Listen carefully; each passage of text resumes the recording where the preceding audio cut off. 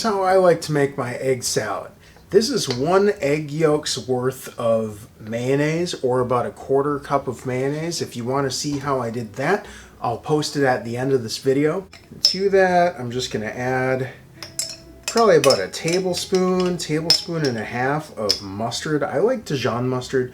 You can feel free to use stone ground mustard or yellow mustard or anything that you like. Just get those savory flavors in there. I like to add some garlic and onion in there, and about every other time I go with green onions instead of this dehydrated onion. And I know I have them labeled as garlic powder and onion powder, but what these really are dehydrated onion and garlic granules.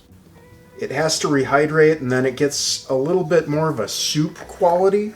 The taste of soup, not the liquidity.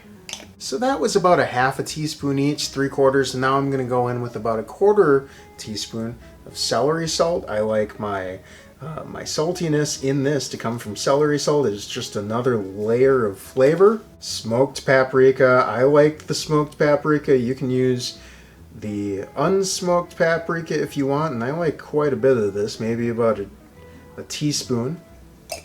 Since I'm not using green onions, I want something green in there, something kind of fresh tasting, so I'm just going to go in with a little bit of parsley. I like to mix my spices into my wet ingredients before I get my eggs in there. And now this is the beautiful part. Our work is so close to being done, right?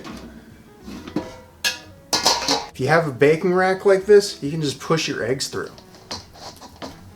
And they come apart, and they section off, and they break into squares so easily. You don't have to be concerned about wasting any egg, because after all this is done, you can just scrape off what you need to scrape off from the baking rack. Even works with the broken eggs. Remember those broken eggs from Technique Tuesday?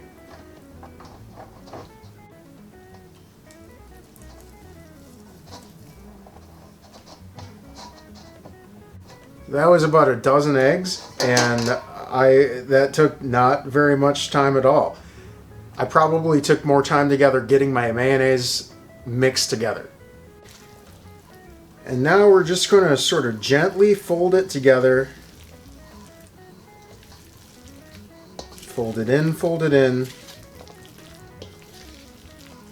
Because these egg pieces are about as small as we want them to be, so we want to sort of gently suggest that these kids get together.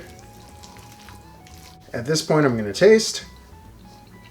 Could be saltier, so I'm going to go in with about a 1/4 teaspoon more of that celery salt. And it could have more visual texture, so more parsley.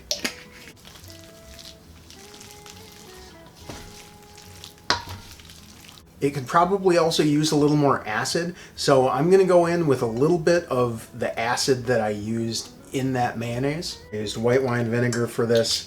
If you use lemon juice, use lemon juice. If you use plain old white vinegar, use plain old white vinegar. The only other acid that I would recommend for mayonnaise might be rice wine vinegar, depending on what you're choosing to serve it with. If you're making like a spicy mayo for a sushi roll, that might be really nice to use rice wine vinegar.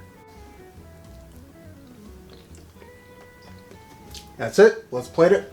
This is about a 1/4 container or a liter, so that's how much it makes. Dozen eggs plus 1/2 cup of mayo, a bunch of other ingredients. Let's try this.